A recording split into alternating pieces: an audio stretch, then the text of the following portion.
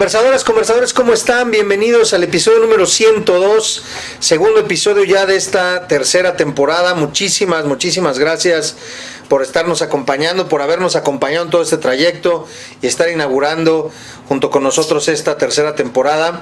Agradecemos como siempre a Mercado Casa Vieja, nuestra casa, nuestro lugar, que cementaron este diseño padrísimo aquí en el Tapanco de Mercado Casa Vieja. Es un lugar padrísimo para talleres literarios, para cafecitos literarios, para una platiquita a gusto, así como está el conversatorio, etcétera, etcétera. Aquí está el mejor lugar de espectáculos de Metepec, Mercado Casa Vieja, Morelos 118. Aquí tienen ustedes su casa vieja. Muchísimas gracias también a Icamané Coaching, Icamané Grupo Consultor, empresa especializada en consultoría educativa, corporativa, instituciones públicas. Muchísimas gracias por seguir creyendo en este proyecto y por seguir aportando y caminando a lo largo de este trayecto. Muchas gracias a todos ustedes. Conversadores, pues ustedes ven una cara familiar, mi queridísimo Pablo Medina Brenner. ¿Cómo estás, mi querido Pablo? Luis, pues aquí encantado de estar de vuelta en el conversatorio y más como remodelaste, entonces uno se siente todavía más privilegiado de estar aquí, ¿no? Porque todos los podcasts empiezan en su estudio y terminan en el baño, pero veo que el tuyo pues va mejorando, ¿no? Pues ya al ratito vamos a poner aquí una que estás dando buenas ideas. Sí, ¿verdad? Pues la verdad es que nos encantaría decir que nosotros remodelamos, pero fue Casa Vieja, nos sorprendió. No, pues qué bueno. Casa Vieja nos dijo, oigan, les tenemos una idea. Y entonces llegamos y de repente vimos esto y nos enamoramos, dijimos, está padrísimo, nos encanta para la tercera temporada y pues qué mejor que estés de nueva vuelta con nosotros. Sí, no, mil gracias, la verdad es un placer estar de vuelta. Oye, pues nosotros estamos grabando como es costumbre una semanita antes, pero ustedes conversadores, ahorita que están viendo este episodio, es miércoles 31 de octubre, ya saben, Halloween, miedo, susto, etcétera, etcétera. Y vamos a platicar, voy a decirlo también, invitamos a nuestro querido Pablo y entonces Pablo me dijo, hijo Luis, es que de verdad estoy tapado de chamba, ahorita nos va a platicar un poquito otra vez de tu negocio, que es importante que nos lo cuentes porque afortunadamente ya estás full, que padre, bendito sea Dios por la calidad del trabajo. Pero me dijiste, bueno, pero te voy a dar el sí porque ese tema me encanta. Y entonces hoy vamos a hablar de horror, vamos a hablar de terror, vamos a hablar de miedo, vamos a hablar de susto, desde la perspectiva de literaria, desde la perspectiva del porqué, desde la perspectiva de cine, también vamos a platicar un poquito de esto. Así que, conversador, si a ti te gusta esto del miedo, del terror, del susto, este episodio es para ti, eso me queda clarísimo. Voy a comenzar la conversación, mi querido Pablo, por este tema del miedo, del susto. Es más, lo voy a poner desde esta perspectiva. Uno va a la feria, ¿no? Uh-huh. Cuando eras niño vas a la feria, o hoy por hoy vas a la feria, y pues los caballitos, las tazas, ¿no? Ahí como que cada uno de los distintos juegos te va provocando ciertas circunstancias, unos mareos, otras emociones, otro el estómago por acá, ya sabes. Pero en casi todas las ferias hay una casa de sustos, una casa de terror. Así es. Y la verdad es que, amén de que lo narren en un rato más, hace muchos años en la colonia Roma hubo una casa de terror muy famosa y fui de pequeñito y bueno, no me morí porque Dios es muy grande de verdad del susto. La pregunta es, ¿por qué nos gusta asustarnos? Creo que le atinaste muy bien a poner el escenario en la feria, ¿no? Porque la feria lo que hace es un cierto comercio de emociones, ¿no? Entonces nos asustan las alturas y siempre tienes el juego que te sube súper alto. Sí, está desde la rueda de la fortuna. Así es. La velocidad nos causa emoción también, ¿no? Es una emoción que no puedes decir si es positiva o negativa. Puede ir para un lado, puede ser que la velocidad te cause así esta euforia, ¿no? Que te sientes completamente vivo. Que nunca lo hagan, ¿no? Y yo nunca lo he hecho, ¿no? Que vas en la moto y de repente ves derecho y dices, órale, le suelto, ¿no? Y te provoca ese sentimiento de me siento vivo, ¿no? Porque es una emoción primaria. Entonces tienes la velocidad, tienes las alturas, tienes la sorpresa, ¿no? Porque risa. La risa también. Entonces, ese tipo de emociones que son muy primarias, una de ellas es el miedo, ¿no? Entonces el miedo es fundamental para la vida. sabemos que es algo que de las cosas que sabemos que compartimos con los animales. O sea, si tú me preguntas, que soy disque veterinario, ¿no? Sí. Si tú me preguntas, los animales sienten como nosotros. Mi perro me quiere. Y yo te voy a decir, pues quiere que le des de comer, ¿no? No, pero ¿cómo si ya le rompiste el corazón a la mitad de la audiencia, ¿no? Pero lo que sí te puedo decir es que los animales sienten miedo, ¿no? Es algo que nosotros podemos identificar de manera inmediata. Y el miedo tiene una función evolutiva muy clara. El chiste es que si no te dan miedo las cosas, o algunas cosas, te mueres, ¿no? Sí, claro. Entonces, uno puede parecer que es algo completamente irracional y sin embargo está tan arraigado en la vida que tú dices, o sea, ¿por qué de repente escuché un sonido y ese sonido extraño me provocó una reacción así tan patológica, tan excesiva aparentemente? Entonces, ¿por qué? Porque es el instinto del miedo, porque podría ser una víbora, podría ser un león que estás echando atrás de de los arbustos, ¿no? Entonces, nosotros que hemos creado como jardín amurallado que llamamos civilización, ¿sí? Lo que hemos hecho es que hemos controlado aquello que nos puede matar un poquito, ¿no? Pero sin embargo necesitamos... Sobre todo de fuera. Sí, exactamente, ¿no? O sea, ahorita tú no tienes miedo de que ya terminamos de grabar el podcast y sales y te brinca un león, ¿no? O sea, te puedo jurar que no es una de las cosas que está en tu a lo mejor no el león, ¿no? Pero sí el Brian, ¿no? El Brian, y ahí te encargo, ¿no? Exacto. Sí me va a dar más miedo. Sí, exactamente, ¿no? Pero precisamente el miedo es lo que en cierta medida te haría sobrevivir. Y por más que tú, porque y especialmente los hombres somos mucho así, ¿no? De que estamos en la regadera y estamos pensando, ok, y si entra el Brian, entonces le aplico la llave, no sé qué, y le desarmo la tomo, ¿no? Pero cuando llega el momento verdadero en el que te atraca ahí un desgraciado, o te bloqueas o peleas, pero ya tú ya no estás pensando. Sí. Estás en una emoción completamente primal, en algo completamente primitivo. Estás en lo más esencial de tu ser.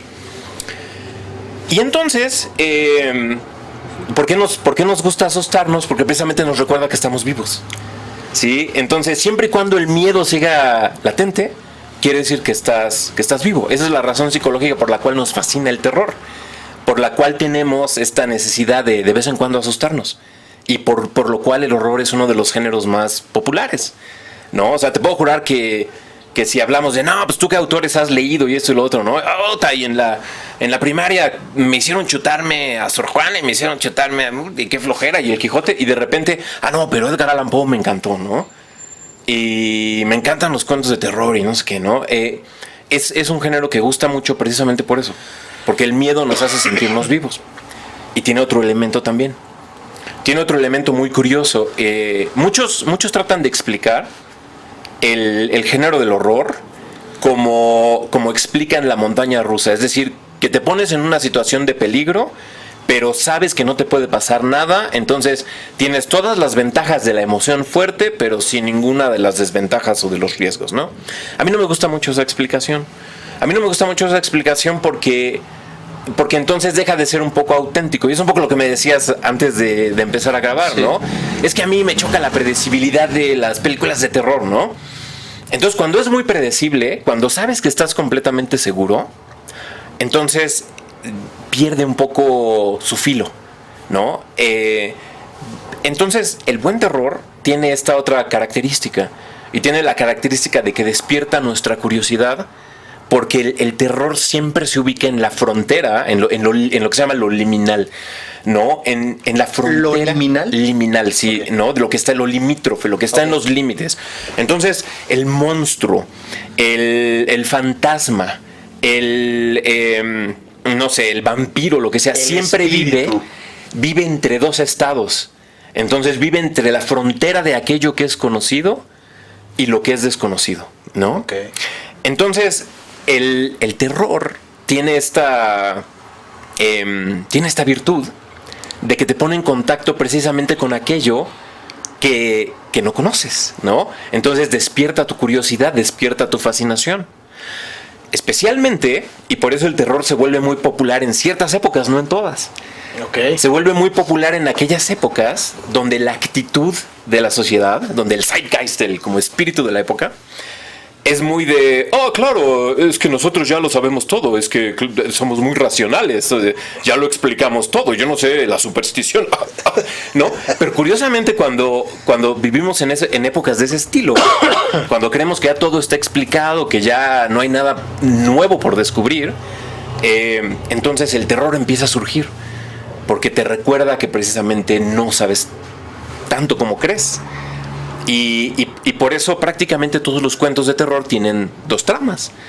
Una trama es la de empiezan a pasar cosas extrañas y de repente se revela que es algo sobrenatural, ¿no? Es decir, sobrenatural, algo que está por encima, que está fuera de aquello que tú ya tenías explicado, ¿no? Sí. Es que es muy natural que esto pase, ¿no? Y de repente pasa algo que no corresponde con ello. De arriba para abajo, sí. Y de repente ¡boom! Sí. Exactamente, ¿no? Entonces tú dices, ah, caray, ¿no?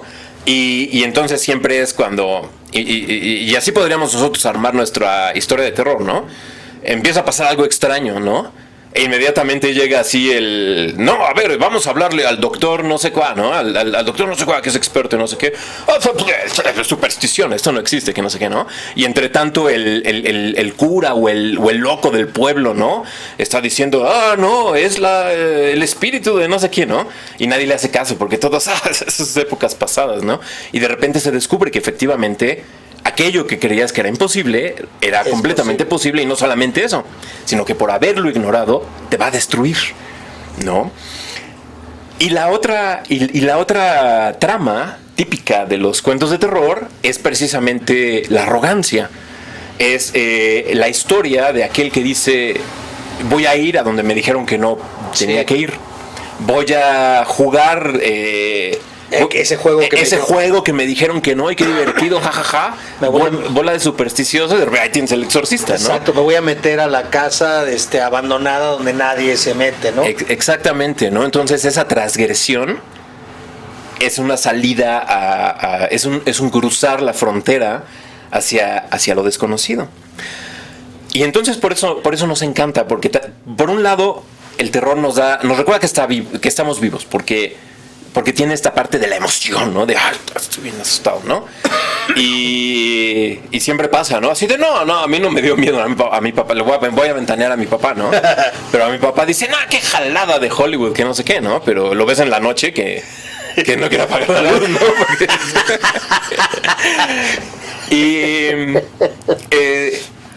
Entonces, tiene ese efecto, ¿no? Pero también por otro lado, te recuerda cuáles son los límites de la sociedad, ¿no? Te recuerda cuáles son los límites de la civilización. Entonces tiene también este efecto de... Y que lo ponen en los planos desde lo espiritual y desconocido, sí. Y las propias, romper esas fronteras de una persona cuerda, sí, una persona sensata, una persona socialmente adaptable. Sí, exactamente, ¿no? Entonces también tiene este efecto didáctico, porque si tú escuchas y cuentas cuentos de terror y todo, ¿no? Y también esa es, por ejemplo, a veces una explicación que se da para los cuentos de hadas, ¿no? O sea, es... ¿por qué contamos Caperucita Roja? Porque, sí, es que en la Edad Media era la manera de advertirle a los niños que no se adentraran demasiado en el bosque, ¿no? Entonces, el cuento de terror también tiene ese efecto de que te permite delimitar cuáles son las normas de tu civilización, pero al mismo tiempo despierta tu curiosidad por lo desconocido. Cierto. ¿No? Y entonces por eso tienes a esta gente tan creativa como Tim Burton, que les gusta lo macabro, que les gusta lo oscuro, porque precisamente están probando cuáles son esos límites, están viendo qué pueden ellos sacar del otro lado de la frontera que la sociedad necesariamente no reconoce, ¿no? Entiendo esta parte del límite, pero al mismo tiempo, o sea, tú estabas hablando y yo estaba tratando de ubicarme cuentos, leyendas, ciertas narrativas, por supuesto, películas en mi propia historia.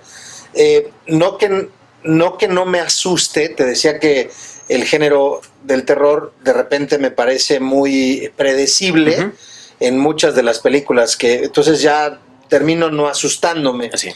Sin embargo, hay muchos, ya sea autores de textos o directores de películas o guionistas que hacen el terror, pero que juegan con situaciones no necesariamente sobrenaturales o espirituales o demás. Sí. Y que ambas le pegan a un número muy importante de la población, porque hablar de espiritualidad pues, le pegas a muchísima gente, hablar de religión le pegas a muchísima gente. Entonces, cualquier situación alrededor de eso, pues, sí hay gente que... Pero hay otras que tienen que ver con situaciones que son mucho más tangibles, más reales, y que provocan una sensación de angustia o de terror importante. Me acordé, no se acuerdan, conversadores, tú te debes de acordar, que salió una película hace ya algunos años con bombo y platillo que se dijo que era graba de la vida real y todo, que fue en formato V8, el proyecto de la Bruja de Blair. Sí, es bastante interesante. Y entonces fui a ver la película, más allá de que es en V8 y todo es con la cámara y mucha gente se mareó y demás. Primero nunca ves a la bruja, ¿no? Está el tema que si suena en la tienda de campaña y que si no sé qué, y luego al final cuando llega a ver al Mike, que es y el cuate está en la esquina contra la pared y ella voltea y grita y no ves nada, ¿no? Lo que provocó en mí esa película de verdad fue una angustia brutal durante todo el proceso, porque yo me sentía perdido junto con ellos. Sí, creo que inclusive hasta el formato de V8 me hacía sentirme ahí, en esa hojarasca, y se pierde uno, y luego se pierde la otra, la angustia de estar solo, no poder salir a ningún lado. Sí. Eso fue, y eso es una situación real. En algún momento todos hemos podido haber experimentado una situación de una angustia, de no sé para dónde ir o no sé dónde estoy. Claro. Sí, fíjate, y lo que pasa con el género del terror es que muchos que lo escriben recurren a la parte del efecto de la cosa fea, ¿no? Pero algo feo no es necesariamente igual al cuento de terror, no es necesariamente equivalente al horror. Okay. Entonces, el problema con todo el terror chafa, en cierta medida, es que dice, ¿cuáles son los elementos importantes del cuento de terror? El monstruo, el vampiro, el fantasma. Y entonces hacen la misma historia una y otra vez, pero choteada. Pero no capturan este mecanismo tan importante y tan diferente del que tiene el cuento de terror, que no tienen muchos de los otros géneros, que es precisamente esta transgresión o este error categórico, ¿no? Entonces lo sobrenatural no necesariamente es un requisito para que tengas un cuento de terror. ¿Qué quiero decir con un error categórico, no? Y luego vas a ver, porque van a venir un chorro de historias a la mente, ¿no? Okay. Un error categórico es especialmente cuando tienes algo que estaba firmemente arraigado en una categoría, pero una vez que transgredes hacia o que cruzas la frontera prohibida, se invierte, ¿sí? Entonces, o entra a otra categoría, ¿no? Entonces, por ejemplo, uno de los más obvios es lo que está vivo, ahora también está muerto, ¿no? Entonces tienes al muerto viviente, sí. ¿no? Y entonces tienes al vampiro, tienes al zombie, tienes al fantasma, ¿no? Otra que hay es, por ejemplo, lo inocente, tienes lo culpable. Y el ejemplo más típico es por qué dan tanto miedo y por qué tienen ese efecto, es el niño demoníaco, ¿no? O sea, ¿por qué te causa más angustia ver a una niña? El exorcista. Exactamente, ¿no? Y casi siempre es una niña muy inocente que de repente está poseída por un demonio, que es la cosa más malvada del mundo, ¿no? Y no te provoca el mismo...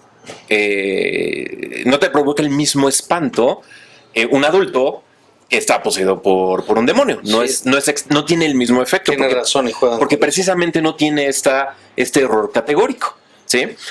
Otro, por ejemplo, es que lo inanimado de repente se convierte en lo animado.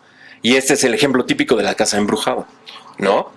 Entonces ahí tienes otro error categórico. Otro que se me ocurrió. Amityville, esas, ¿no? Muy famosas. Sí. Ándale, ¿no? Otro es que lo pasado se convierte en presente. Y entonces aquí tienes todo este género de Sé lo que hicieron el verano pasado, donde no necesariamente necesitas lo sobrenatural, pero lo que necesitas es el error categórico. Exacto. Hay una ¿Sí? película que hizo Nicole Kidman, no sé si entre la categoría de terror, pero por lo menos sí de suspense, que se llama Los Otros. Y que está en una casa así y que son unos niños y todo, Sí. pero están muertos ella también, ¿no? Así es. Y Sí. ellos son los espíritus de la casa. Exactamente. Y al final terminan dándose cuenta un poco. Exactamente. Director hindú, Night Shyamalan. Sí, ¿no? sí, sí, se me olvida cómo pronunciarlo. Exacto, Entonces, pero sí, sí, sí. Shyamalan, ¿no? El que hizo El Sexto Sentido. El sexto sentido es otro ejemplo, ¿no? De, Es un de niño lo que no lo vivo, puedes. pero realmente está muerto, ¿no? Sí. Entonces, fíjate, uno que hoy en día es un poco como controversial, es otro error categórico, que es la mujer que es hombre, ¿no? Y entonces ahí tienes uno de los más... tienes varias historias clásicas de terror. Una de ellas es Frankenstein, donde realmente es el hombre adquiere el poder de la mujer de crear una vida y obviamente sale de un modo espantoso, ¿no? Entonces, esa es otra transgresión. Y otra muy famosa, que tampoco necesitas el elemento sobrenatural, es El Silencio de los Inocentes. Ah, esa qué buena película. Qué buena, exactamente. Entonces, ¿ya ves que sí te gusta el terror? ¿No? ¿Y ese sería catalogado como género de terror? Sí, o sea, es suspenso, pero realmente porque yo era muy chico cuando salió, ¿no? Pero me acuerdo mucho que mi mamá me cuenta. Ya me sentí más grande. Yo no estaba tan chico cuando salió. No, y me acuerdo mucho porque mi mamá sí la vio y se quedó, dice, no me pude mover del sillón en toda la noche. O sea, tenía tanto miedo que no me pude mover del sillón toda la noche porque es algo, o sea, era algo tan impactante, ¿no? ¿Y dónde está ese error categórico? Tienes precisamente tienes a este asesino que que está confeccionándose un traje de mujer cuerpo a la mujer porque está tratando de convertirse en una mujer. Entonces ahí tienes otro error categórico, ¿no? Tienes, por ejemplo, uno muy típico, ¿no? Que es cuando la persona se convierte en comida, ¿no? Entonces, porque tú piensas en una persona como pues como una persona, no como una vaca, no como ganado, ¿no? Sí, y entonces claro. ese es el fundamento esencial de mucho de lo que es el género gore, Okay. ¿no? Que es que resulta que van estos típico, ¿no? Van estos citadinos y uy, súper buena onda y se pierden en el bosque y se encuentran con los con estos como cazadores que se los comen, ¿no? Ok. Entonces, ahí el horror se genera precisamente cuando una persona la conviertes como en ganado, ¿no? Por ejemplo, en comida, Okay, ¿no? entonces la parte de destazamiento y esto. Exactamente. Chainsaw Massacre, tienes Hostal, me acuerdo mucho de esa película, Hostal, Sí. me generó dos, tres, sí. Claro, ¿no? Pero aquí es donde yo precisamente yo hago la crítica, ¿no? O sea, yo hago la crítica porque mucho del género gore y por lo cual se ha convertido en algo tan desagradable es... Para algunos, sí, no falta el... Están muy cañones. Sí, la verdad, pero yo sí lo criticaría mucho y lo criticaría porque precisamente se enfoca demasiado en el destazamiento y en el efecto y en la sangre y eso y lo otro, pero se le olvida establecer muy bien precisamente ese error categórico que es lo que genera el horror. ¿Por qué? Porque uno de los miedos más esenciales es el de ser devorado, ¿no? Sí, claro. Entonces por eso también muchas mucho del monstruo, de las historias de monstruos es esa. O sea, es el monstruo que te puede comer. No, y ese fue el éxito, por ejemplo, de la película de Tiburón. Ándale, Aquella primera, Ujú. aunque me queda claro, hoy por hoy la ves a toro pasado y sí se Sí. ve, ya con el tema de los efectos de hoy por hoy, se ve infinitamente mecánico. ¿Así? Pero en su momento, Sí, claro. inclusive el horror de Tiburón, que me parece, salvo la mejor opinión de ustedes, muy bien logrado, es que no ves al tiburón. ¿Sí? Nada más es el don, don, don, don, Sí. don, don, don, don, don. Entonces, yo me acuerdo perfecto, no sé ustedes, pero yo inclusive me metí a una alberca después de haber visto Tiburón, y entonces el simple hecho de no saber qué había abajo de mí me generaba horror Sí. de que me fuera a agarrar algo abajo, ¿no? Claro. No sé, y en el mar que no Claro. alcanza a ver todo debajo, ¿no? Exactamente, ¿no?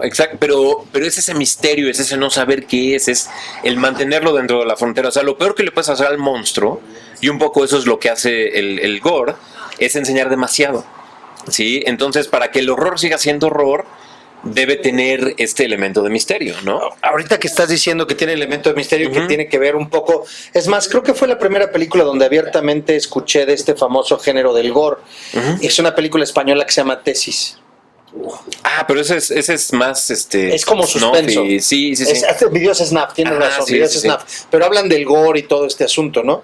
Y entonces, aunque se alcanza a ver, o sea, la escena más gore sería, es contra una sombra, se ve como que salpica, como que una sierra, pero no se alcanza a ver, o sea, ni en efecto se ve que están destazando algo, pero te da a entender eso. Pero todo lo ves desde los ojos de la chava que le va a pasar eso, ¿no? Desde una dinámica en la que te van llevando que si el chavo que le invita, que era el galancín, y el otro que tenía videos pornográficos, gore, snap y demás, pues era el que reunía todo el estereotipo de este cuate trastornado, seguramente hace eso. Y te trae la película jugando con todo eso de manera muy inteligente. Y fíjate que aquí tocas otra cosa que es fundamental para el género del horror, que es la perspectiva subjetiva. Sí, tiene o sea, piensa en una película clásica de terror, ¿no? Antes de ver al monstruo, ves a la persona gritando porque vio al monstruo, ¿no? Y es esa, ¿cómo decir? Ese reflejo de la reacción de la persona que empiezas a compartir, ¿no? Entonces, ¿por qué muchas veces el gore y esto y lo otro es como medio chafa? O estas películas, por ejemplo, como todas las nuevas que empezaron a surgir de fantasmas como La Monja y demás, ¿no? Que no he visto. Pues. Pero dependen más como de lo que en inglés se llama lo uncanny, lo que es fuera de lo normal, ¿no? Entonces por eso ponen estas caras humanas, pero con la boca muy grande o con los ojos.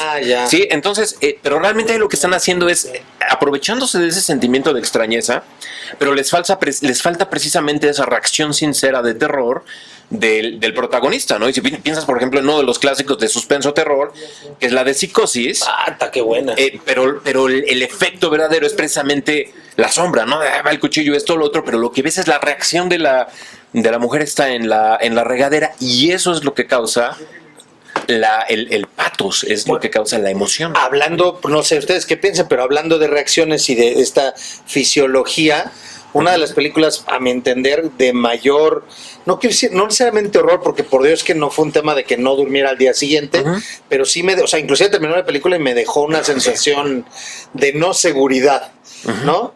Fue cuando vi El Resplandor. Y entonces la cara de la mujer y la cara de este cuate, como durante la película va cambiando a terminar al Here is Johnny, cómo termina congelado en la parte final. O sea, sí te empieza a llevar a un punto complicado. Y le meten la escena de las niñas. Ahí otra vez tienes a las niñas, o sea, lo inocente. Exacto. Que se convierte en algo medio diabólico. Y el elevador que se abre y entra así los ríos de sangre, etcétera. Es muy clásico de este. Es muy clásico, pero nuevamente ahí lo tienes, ¿no? O sea, ahí tienes que es la expresión, y inclusive puedes ver cómo lo encuadran, ¿no? Como Stanley Kubrick, que repetía cada escena 200 veces, ¿no? O sea, de hecho, una vez lo leí o lo escuché.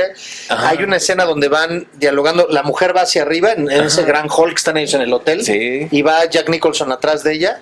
Creo que es la escena de diálogo que más veces se ha repetido en la historia. 177 veces. Bueno, pues ahí lo tienes, ¿no? Y entonces imagínate alguien que pensaba tanto en sus escenas y esa tan clásica, tienes precisamente la cara de Jack Nicholson encuadrada y tienes por el otro lado a la mujer en algo que no parecería muy sofisticado, pero que estuvo muy pensado. ¿Y por qué es muy sofisticado? Porque precisamente te permite experimentar completamente la emoción de la mujer, ¿no? Entonces, esas son como algunas de las características que tiene el género del horror, ¿no? Entonces ya vimos que es un género increíblemente sofisticado, increíblemente visceral, y por eso nos encanta, ¿no? Yo preguntaría ahorita, ahorita inmediatamente yo refería o pensábamos en películas, ya tienes la película tal, la película tal. A la gente en general, bueno, en México lo hablamos, inclusive lo hablamos aquella ocasión que viniste, leemos poco. Sí. Yo me considero un buen lector, no un lector ácido, pero me considero un buen lector. La realidad es que he leído muy poco que de terror o de horror. En términos de volumen, el género de literatura, pues la escritura del horror, del terror, ¿tiene la misma aceptación que el cine? Es decir, ¿hay muchos asiduos a la lectura del terror? Sí hay, sí, o sea, sí, pero es un poco de nicho y en esto tienes toda la razón. Porque es algo que más o menos ya te había comentado, o sea, que el terror y el horror surgen en épocas muy específicas y no es como, no sé, o sea, como la novela romántica o la novela de amor que pues se ha escrito desde siempre, siempre se va a seguir escribiendo, ¿no? Pero no sé si quieres que pasemos a un poco cómo se ha desarrollado en la historia este rollo, ¿no? Sí, Pero sí, me gustaría. lo que pasa es que mucho de lo que hoy en día consideramos folclore tiene este elemento del horror. O sea, si tú te das cuenta, ya empiezas a ver aquellos elementos que les he estado comentando que son típicos del terror, ¿no? Entonces, por ejemplo, hoy en día, los mitos griegos, sí es que los mitos griegos son preciosos, ¿no? ¿En serio los han leído? Me encantan los mitos griegos, ¿ok? ¿Te has dado cuenta que todos tienen que ver con destripados, chicos, no? No todos, ¿no? Pero, sí, pero muchos tienen ese elemento, ¿no? Entonces, por ejemplo, uno que te quería poner como ejemplo es la historia de Prometeo, ¿no? Prometeo era un titán. Los titanes eran estos pues como dioses primales, como los dioses de las fuerzas naturales, ¿no? Y entonces tuvieron una guerra muy grande con los dioses olímpicos, con Zeus, con Poseidón, etcétera, ¿no? Y entonces uno de estos titanes, Prometeo, engañó a los dioses en varias ocasiones y entonces, por ejemplo, al principio los dioses exigían que cuando sacrificabas a un animal les dieras a los dioses toda la carne, todo lo bueno, y te quedabas con los puros huesos y eso y lo otro, ¿no? Entonces Prometeo engañó a los dioses para que nosotros nos quedáramos con lo bueno y a los dioses les ofrendaras los huesos y los restos y las pezuñas y cosas así, ¿no? Y entonces cuando lees, por ejemplo, la Odisea y esto o lo otro, y entonces Odiseo entonces sacrificó a 10 vacas para apaciguar a los dioses, ¿no? Entonces lo que te dicen es, o sea, sí sacrificaban al animal y no lo quemaban entero, o sea, se quedaban con la carne, con las partes nutritivas, y el resto lo sacrificaban. Entonces Prometeo supuestamente ese es el que fue responsable de hacer ese trato con los dioses, ¿no? Pero entonces Prometeo hizo esta transgresión todavía más terrible, ¿no? Porque fue el que le dio el fuego a los hombres, ¿no? Entonces le robó el fuego a los dioses, se lo regaló a los hombres, y entonces como castigo, los olímpicos amarraron a Prometeo en unas rocas y eternamente su destino es que llegue un águila, le abra la panza y se coma su hígado y mágicamente el hígado le vuelve a crecer todos los días y entonces todos los días tiene que sufrir, ¿no? De una manera espantosa. Esa tortura. Por esa tortura, por ese crimen, el crimen de haberle dado el fuego a los hombres. Y el fuego aquí es un símbolo del conocimiento de la razón, ¿no? Entonces, ¿cómo pagamos nosotros la razón y el conocimiento y en cierta medida tener esa como chispa divina? Según los griegos, lo pagamos gracias a la transgresión de Prometeo, ¿no? Y así es como un titán se convirtió en uno de los más grandes héroes, ¿no? Entonces tienes todos estos errores categóricos. Pero ¿cuál es el problema? El problema con el mito, y por lo cual es como en cierta medida un precursor del cuento de horror como lo conocemos hoy en día, es que es un poco impersonal. Porque no ves la reacción de Prometeo, porque al fin y al cabo sabes que es un titán, o sea, es como una figura que está por encima de los hombres, ¿no? Uh-huh. Y entonces sí existe gran literatura clásica donde tienes muchos de estos mitos que tienen algunos de los elementos del horror, pero por siglos el horror se mantuvo como se sigue manteniendo hoy en día, ¿no? O sea, sí hubo un boom. Pero aquí te estoy hablando de la antigüedad, ¿no? Pero ¿cómo es que todas estas historias un poco que te sacan de tus casillas, que te provocan angustia, cómo persistieron? Como siguen persistiendo hasta nuestros días. O sea, cuando se juntan varios infelices alrededor de una fogata y dicen, ahora yo les tengo una historia bien de pánico, que no sé qué, ¿no? Eso era algo increíble. Es algo padrísimo, terminabas asustado porque terminabas asustado. Así es, ¿no? Y no por la historia, el poder sugestivo. Exactamente, ¿no? O sea, ¿no? Igual hasta se agudizan los sentidos y de repente, ¿oíste eso? Sí. ¿Oíste lo otro? Ya no. Exactamente. Entonces, así es como se mantuvieron todas estas historias, pero también así es como se mantuvieron todas las historias míticas, todos los cuentos de hadas, etcétera, etcétera, ¿no? Para un lado y para el otro. Para un lado y para el otro. Nada más que no los identificamos con el horror, porque un poco hemos perdido la sensibilidad y dos, porque también nos han llegado versiones bastante sanitizadas, ¿no? O sea, si tú lees la versión original de Caperucita Roja, es un cuento completamente brutal, ¿no? Es un cuento brutal porque aquí te va lo que pasa, ¿no? En una de las versiones más viejas que se conocen. Se da cuenta el lobo que ahí va Caperucita por el bosque, ¿no? Y entonces se adelanta, llega, mata a la abuelita, sí. La destaza, la cocina, se la sirve en la mesa a Caperucita Roja. A la abuela. A la abuela, sí. ¿Te sabías eso? Y entonces llega Caperucita y dice, ay, abuelita, ¿qué onda? Come, hijita, ¿no? Y está ahí, ay, qué rico que es. Entonces un gato que estaba ahí sentado le dice, niña cochina, te comiste a tu abuelita, ¿no? Y cuando tiene la realización de lo que acaba de hacer, entonces es cuando el lobo la devora, ¿no? Entonces te das cuenta O sea, de qué bonito, qué ojos tan grandes tienes, eso ya fue... sí, eso ya es una romantización. Eso ya fue con el Loco Valdés que la hizo.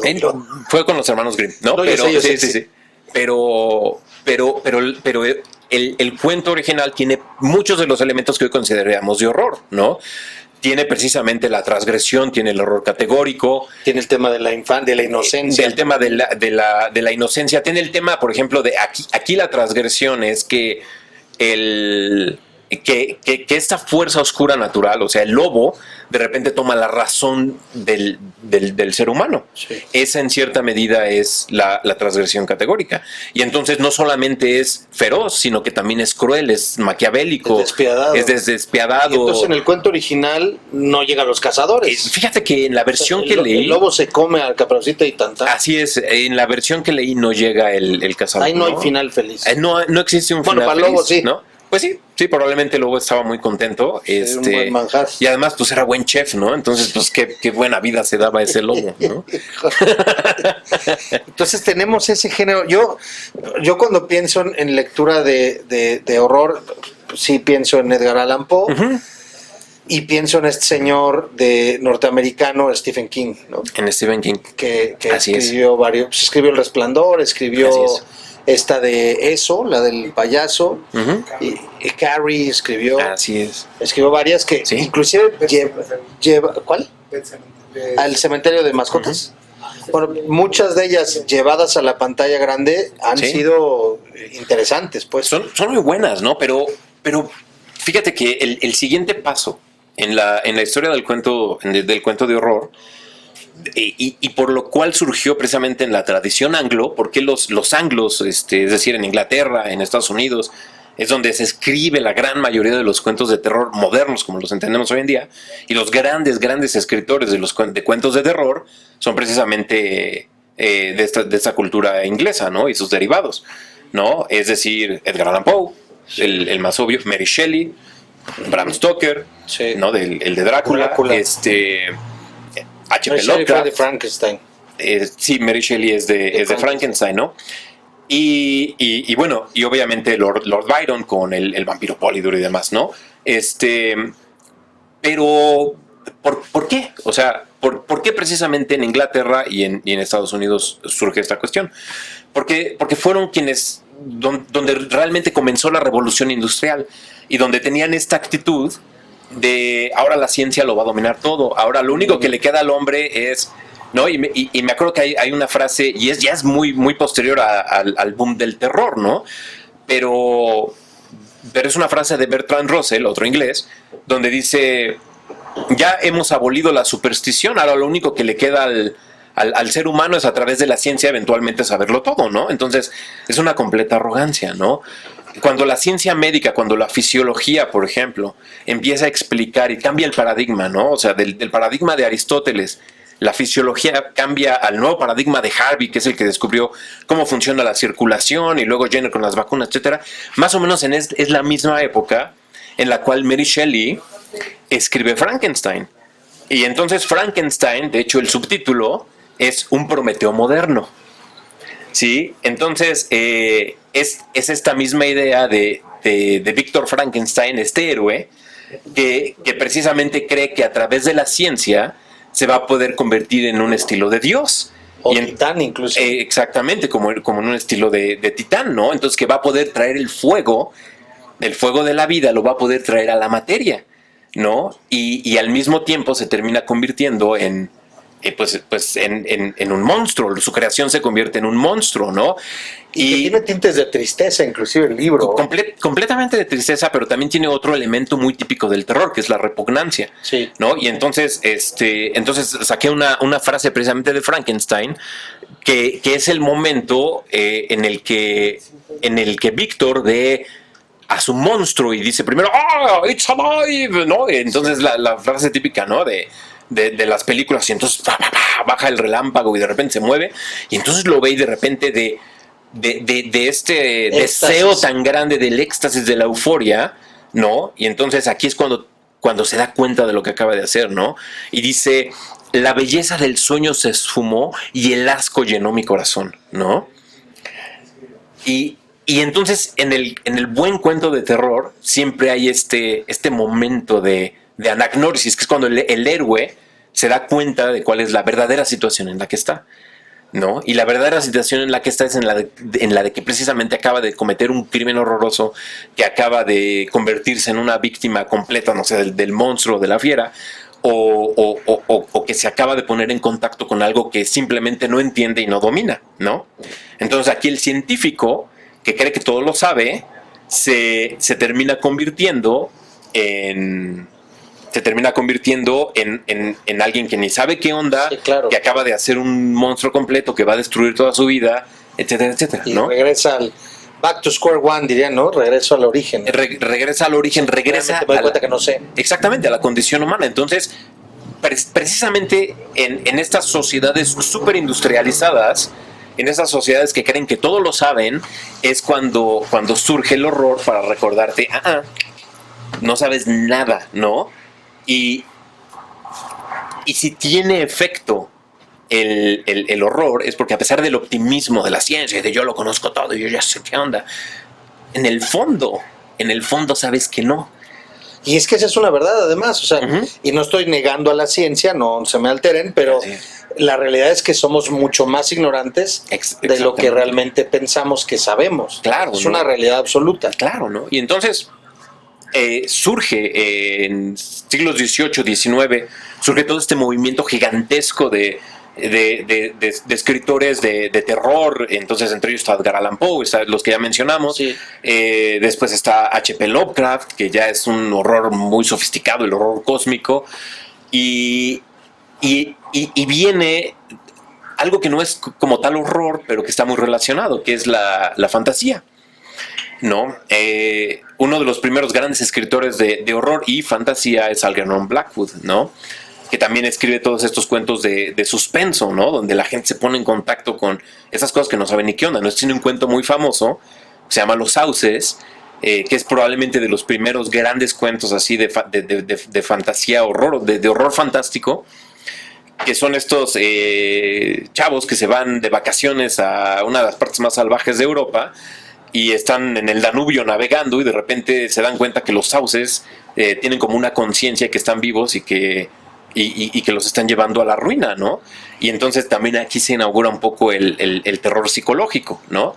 ¿Por qué? Ese es muy bueno. Ese es muy bueno, pero porque es muy típico más de nuestra época, ¿no? Entonces es un horror un poco más moderno, más modernoso, porque el espacio desconocido ya no es tanto el espacio exterior, sino el espacio interior. Acá. Exactamente. Lo que sucede aquí, lo que lleva a Michael Myers a matar Ándale, exactamente. a las inocentes niñeras, ¿no? Exactamente, ¿no? Y entonces se empieza a dibujar este nuevo espacio, ¿no? Y entonces la frontera cambia, o sea, la frontera capaz ya no es voy a salir a la selva donde están los leones, donde está esto, sí, ¿no? Sí.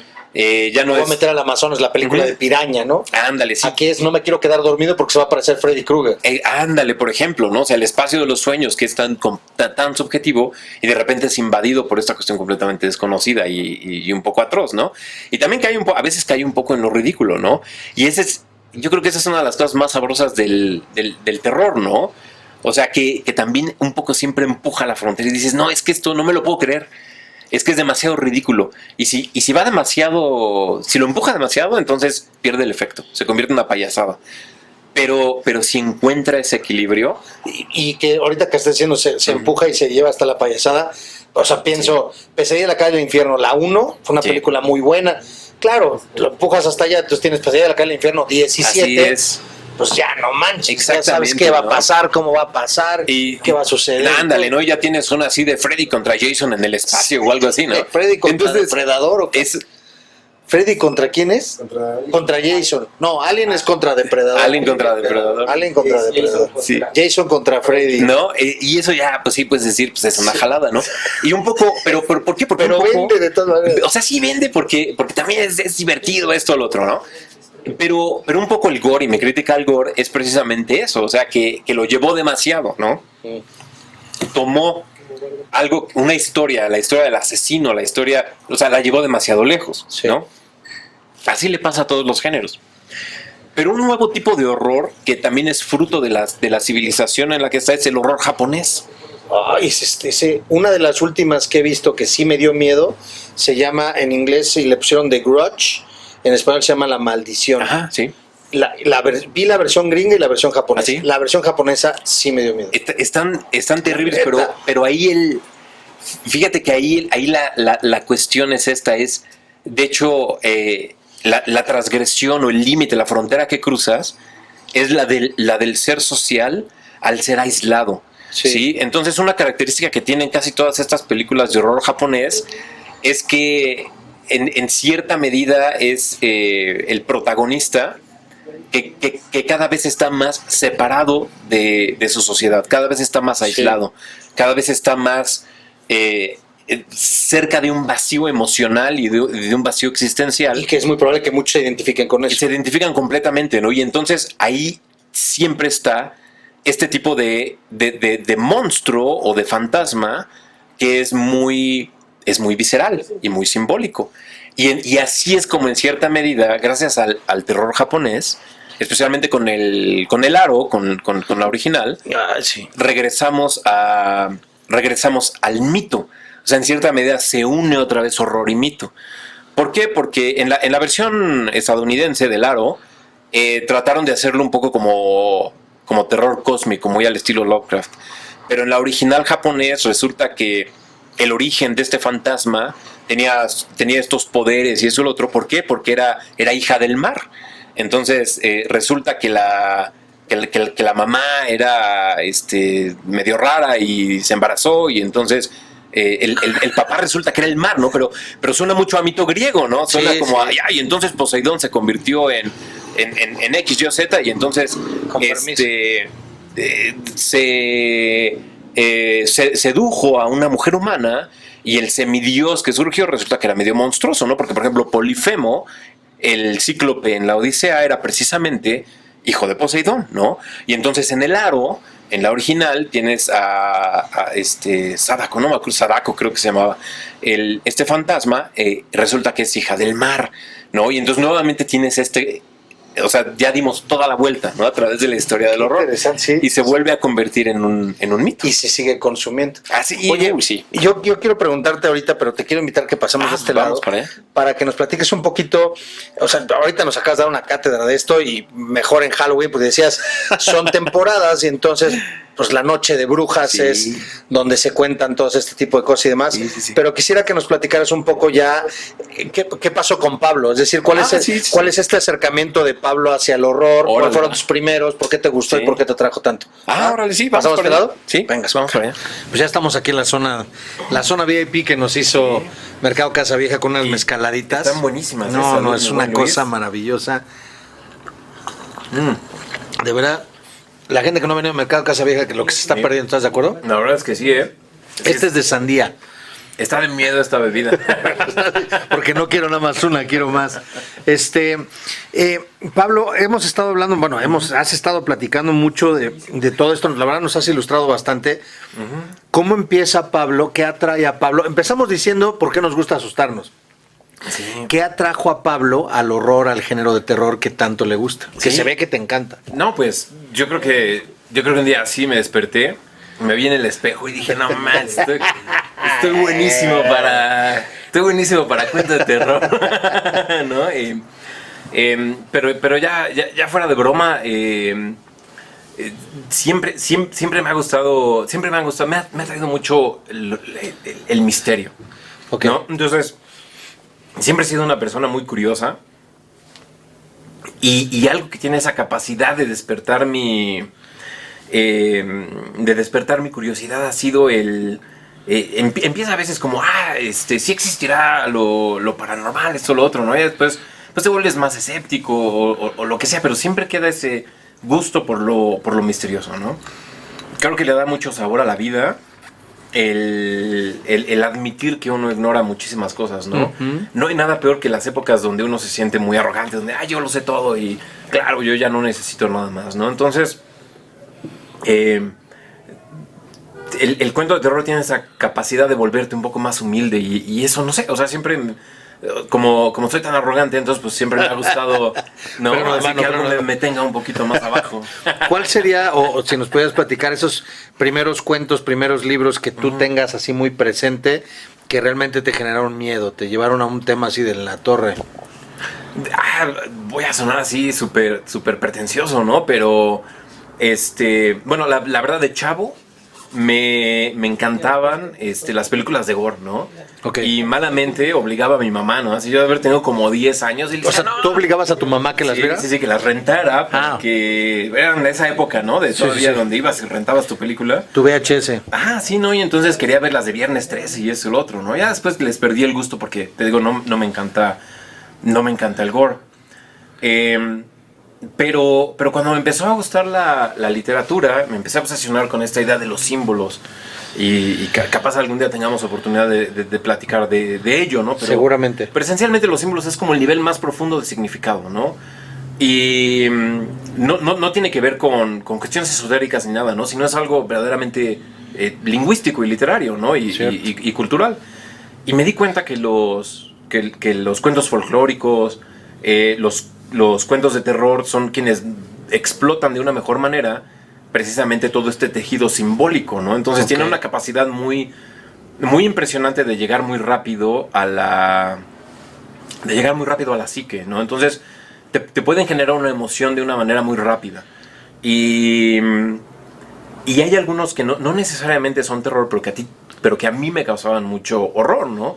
Y hasta la fecha, por ejemplo, Crimen y Castigo de Dostoyevsky, que entiendo que no es entiendo que no es un cuento de horror, pero a mí me genera una gran angustia, me genera un gran horror, ¿no? Y es de esos cuentos de esas novelas que las leo y tengo pesadillas y me despierto a la mitad de la noche sudando y demás y digo, ¿no? Entonces me causa eso, ¿no? Y yo siempre supe que Dostoyevsky tenía ahí ese como elemento del horror, ¿no? Y nada más que como su estilo era el realismo, entonces no podía recurrir a lo sobrenatural, ¿no? Pero en Los Hermanos Karamazov, para quien lo ha leído, hacia el final hay como una insinuación de lo sobrenatural en Dostoyevsky, que es buenísima, una de las mejores escenas, si quieres decirlo, de horror de toda la literatura, ¿no? Que es el diálogo de Iván Karamazov con el demonio, ¿no? Es buenísima, ¿no? Es buenísima. Entonces esa es una obligada. Y el aro, que me da un poco de pena quizá decirlo, pero cuando la fui a ver al cine, o sea... ¿La japonesa o la gringa? La gringa, ¿no? No manches, o sea, sí, pero un terror. Pero además yo estaba... ¿Qué debe haber tenido yo? Como 19 años, una cosa así, ¿no? Ya estaba grande, ¿no? Y sí, la verdad es que sí... Ay, ¿no? Y veía la tele y decía, a ver si no sale aquí algo de... iba la señal, se apuntaba y viene la greñuda. Sí, no. Esa película sí me causó un horror verdaderamente grotesco, ¿no? Y... Si te preguntara cuál ha sido la película de terror que más miedo te ha dado, ¿esa sería? Claro, sí. O sea, ahorita probablemente no me dé el mismo miedo, ¿no? pero en su momento, El Aro, híjoles, dije, qué cosa tan asquerosa, ¿no? Y Gore Verbinski, el que la dirigió y la adaptó y eso, lo otro, pues era un muy buen director, nada más que después hizo pura mugre, pero esa en particular, o sea, demostró que tiene una sensibilidad para lo simbólico muy, muy buena, ¿no? Porque tiene todos los elementos de los que estuvimos hablando. Hay una serie en Netflix que me gusta de verdad muchísimo, porque está situada en los 80s, pero además tiene un montón de escenas o toma cosas de películas de horror o de terror de esos años. Y me refiero a Stranger Things. Sí. Y entonces de veras no sabes cómo disfruto la serie, porque inmediatamente pienso, Pesadilla en la calle del infierno, Halloween, Juegos Diabólicos, así, ¿no? Sí. Rápidamente ubico esta serie de características que van precisamente, que reúne muchos de todos, es la transgresión, la parte de la frontera, que aquí está totalmente transgredida, etcétera, etcétera. Juega con un tema psicológico, los poderes sobrenaturales de las personas que hablan del poder mental, ¿no? De la gente o de un ser humano, etcétera, etcétera. Oye, ya hemos hablado de muchos, y citaste a los griegos, ingleses, México. ¿Así? En México, las leyendas, la Llorona, la Nahuala, el Charro Negro, las momias de Guanajuato, y no me refiero a Blue Demon y Santo contra las momias de Guanajuato, sino o aquellas películas, con todo respeto, no sé si se acuerdan de El Santo contra, y se veía el Santo contra Drácula o Santo así de esas, y se ve que se hace un murciélago, pero se le ven hasta los hilitos hacia el murciélago, ¿no? Pero en México, en eso, o sea, como cultura, también está esta parte del horror y el terror fuerte. Fíjate que no tanto, porque una de las características de la cultura hispánica en general es que no nos encanta el elemento fantástico. Entonces sí tenemos algunas cuestiones de folclore, como la Llorona, etcétera, ¿no? Que los nahuales y que las brujas, ¿no? Y te vas a los pueblos, siempre te cuentan de las brujas. Y es que yo vi a las brujas como bolas de fuego que iban volando y esto y lo otro, ¿no? Y sí, nos contamos muchos cuentos de terror y esto y lo otro, pero la verdad es que no es algo que es muy propio de nuestra sensibilidad, porque más de la cultura hispánica es el realismo. Okay. Y de hecho, los grandes cuentos de terror y de suspenso de la tradición literaria de Latinoamérica nos llegan del sur del continente, precisamente a través de Borges, de Horacio Quiroga, de Bioy Casares, y la influencia de ellos fueron precisamente los ingleses, ¿no? Entonces no, fíjate que en México no somos muy dados a ello, ¿no? Y por eso un poco hasta las películas que hacemos aquí tienden a ser un poco un refrito de lo gringo. Sí. ¿No? Cuando hacemos películas de terror.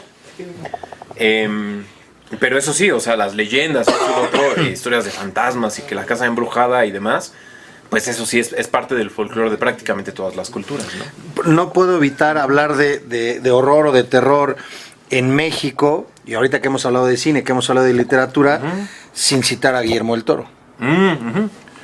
Claro. ¿No? Acaba de sacar ahorita en este mes una que se llama El Gabinete, no sé qué, pero son como cuentos cortos en Netflix, todos dirigidos o generados o producidos por Guillermo del Toro, de monstruos. Sí, justo precisamente en octubre, en el tenor de lo que hoy, lo estamos grabando una semana antes, de lo que hoy para ustedes es Halloween, ¿no? Es decir, todo esto que implica las brujas, las calabazas, los fantasmas y demás. Sí, y fíjate que sí lo tiene, o sea, y por ejemplo Cronos y demás, que es buenona y demás, ¿no? El laberinto del fauno me parece excelente. El laberinto del fauno es muy buena. Pero no es horror, es más realismo también, ¿no? Es un poco de fantasía, pero sí es como fantasía oscura, ¿no? Es como fantasía oscura y sí tiene elementos del horror, pero no es algo que nos fascine, ¿no? O sea, no ves a los creadores mexicanos clavadísimos haciendo este tipo de literatura y demás. Pero mencionaste a los hispanos y, por ejemplo, yo sí tengo muy presente ay caramba, dije hace rato Tesis, El Orfanato, que me parece también, o sea, yo cuando vi el orfanato sí estaba tensito, sí estaba 1, 2, 3, toca la pared y te vaya a salir por ahí el chavito que estaba ahí guardado abajo, estaba, y la casa y todo, no estaba tan, bueno, Sí. a mí por lo menos sí me Sí, generó nervios. son buenas. La verdad, mira, o sea, no quiero decir que no. Y sí, son buenas, nada más que no es nuestro fuerte, ¿no? O sea, cuando nosotros le damos a lo fantástico, es más hacia el estilo del realismo mágico y cosas por el estilo, ¿no? Y es muy chistoso porque precisamente una de las novelas que muchos críticos ponen como ejemplo de uno de los mecanismos típicos del terror, que es la perspectiva completamente subjetiva, ponen precisamente Aura de Carlos Fuentes. Nada más que dicen, sí, o sea, evidentemente no es de terror, pero tiene el mecanismo que tienen muchas producciones de terror, ¿no? Pero realmente no tenemos un Stephen King en México, no nos encanta, ¿no? Y nos encanta más por influencia de lo inglés y de lo gringo, ¿no? Que no digo, no es en detrimento de... Sí, no que se haga mal, pero... Es que sabes que nosotros somos más humorosos al respecto, ¿no? Sí. O sea, porque tienes por un lado Halloween, pero tienes de nuestro lado que es más como Día de Muertos, ¿no? Sí. Y es más precisamente esta actitud irreverente hacia la muerte. Inclusive en el cine español, ¿no? O sea, tienes todas estas películas gringas sobre el número de la bestia y eso y lo otro, y tienes la versión española del número de la bestia que pues es pura comedia, ¿no? Entonces, lo que pasa es que somos muy irreverentes como para tomárnoslos demasiado en serio, ¿no? Entonces aquí nuestro buen humor un poco no nos hace tan buenos en el horror, y especialmente Para no en el horror asustarnos. fantástico, sí.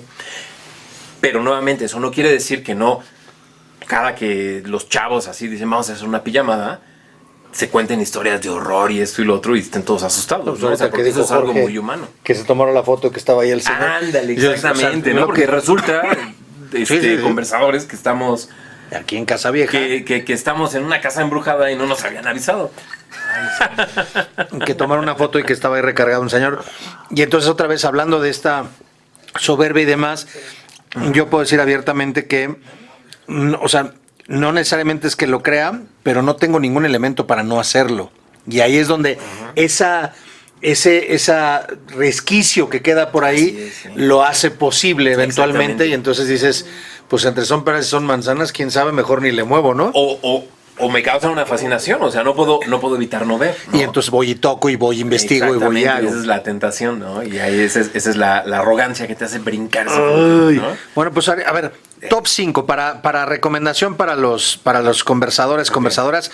Top 5, dinos 3 libros y dinos 3 películas, mejor así, 3 libros y 3 películas de horror o de terror que le super recomiendas a los conversadores y conversadoras, aquellos que les encanta ese género. Claro, seguramente ya los han leído, pero un cuento de terror fabuloso es El Orla de Guy de Maupassant. Ok. Es un francés que es de los pocos, pero escribe cuento de terror.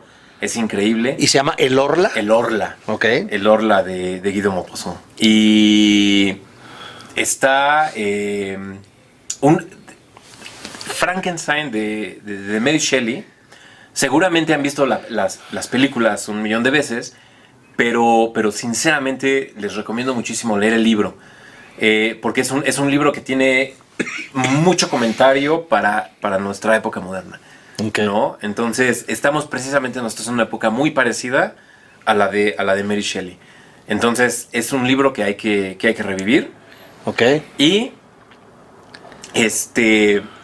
unas que releí precisamente para este conversatorio, y que la verdad sí un poco me pusieron es un cuento que me puso los pelos de punta, fue el de la gallina degollada de Horacio Quiroga. Ok. Me lo habían contado en la secundaria, y yo dije, pues sí estaba medio grotesco, pero lo volví a leer hoy y dije, no, esto sí está bien gacho. La gallina degollada. Sí, la gallina degollada, ¿no? Entonces, si pueden leer. Ahí están 3 libros, 3 películas. 3 películas, yo diría, vean El Aro, la versión original, pueden ver, o la ¿La gringa o la original, que es gringa, japonesa? o la japonesa, ¿no?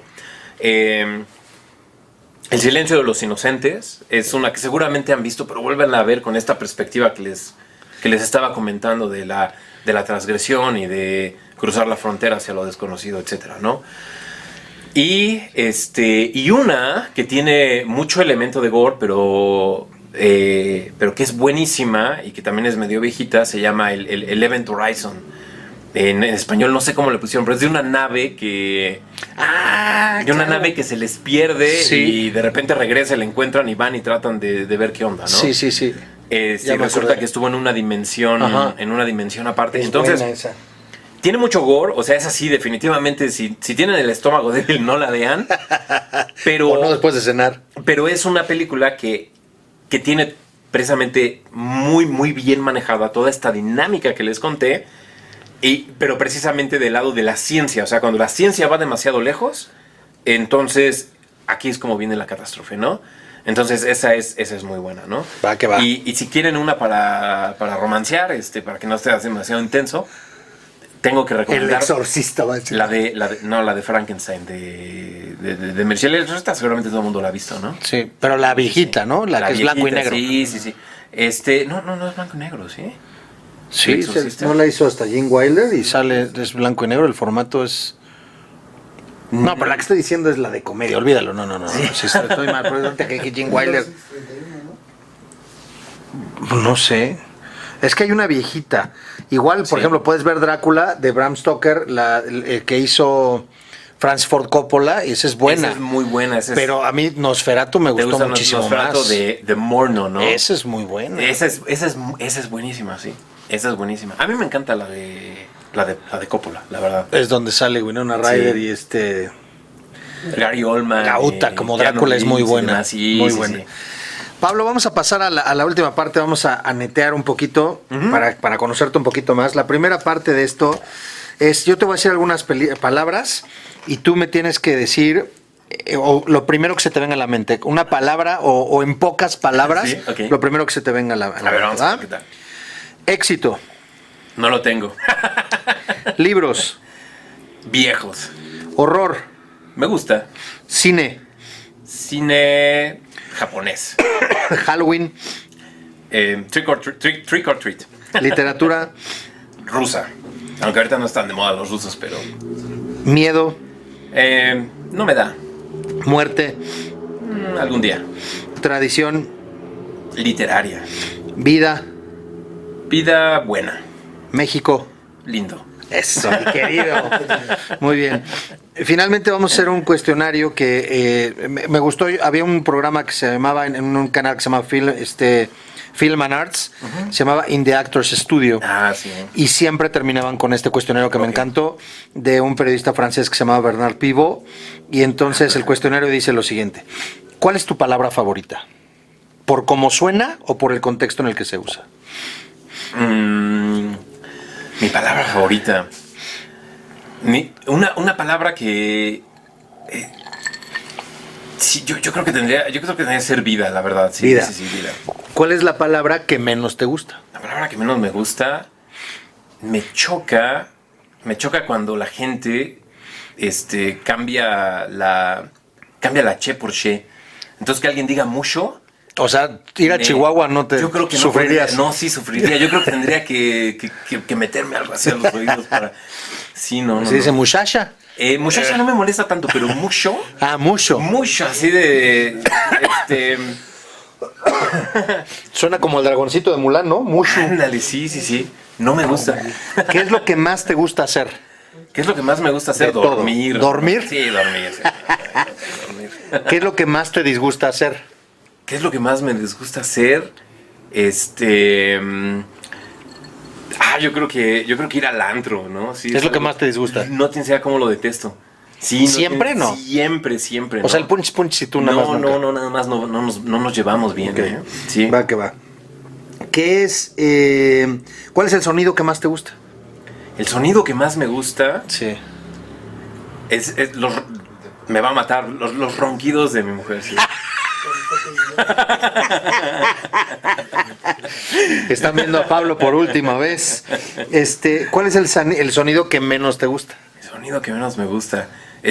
La verdad es el sonido de los vecinos. O sea, es que engloba muchos sonidos. Pero en general, si mis vecinos pudieran ser completamente silenciosos, yo sería muy feliz. ¿Cuál es tu grosería favorita?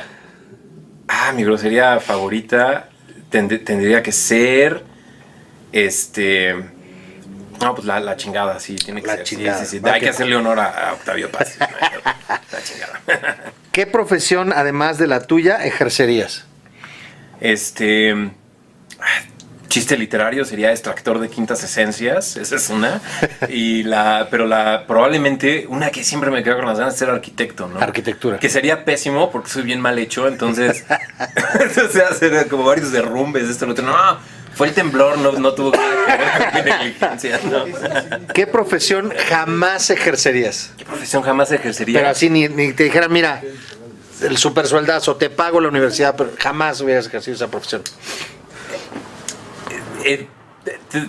Sí, nada más puedo dar una, ¿no? No vas a Pero, decir veterinario. no, ¿sabes qué sería? La verdad, sinceramente, político. Jamás serías político. No, o sea, entiendo que hay muchos beneficios para el prestigio, para el bolsillo, pero siento que ese tener que estar pretendiendo todo el tiempo, no poder así, que alguien salga una jalada, pero resulta que tienes que ser político con esa persona y... No, sí, claro, y el progreso es muy importante y que todo es de conversación y que el chiste es el diálogo y no sé qué. En vez de decirle, ya cállate, estás bien, no sé qué, Sí. ¿no? No poder hacer eso, no poder tener esa explosión de decir, ya cállate, no lo soportaría. El rey Juan Carlos Borbón Sí. se le aplicó a Hugo Chávez, ¿no? Sí le dijo, ¿Por qué no te callas? ¿por qué no te callas? Bueno, En una cumbre de iberoamericana, allá en Sí. Venezuela, o en Entonces- Colombia, no sé dónde fue. entonces la conclusión es que puedo ser rey, pero no puedo ser político. Exactamente, puede ser reino político.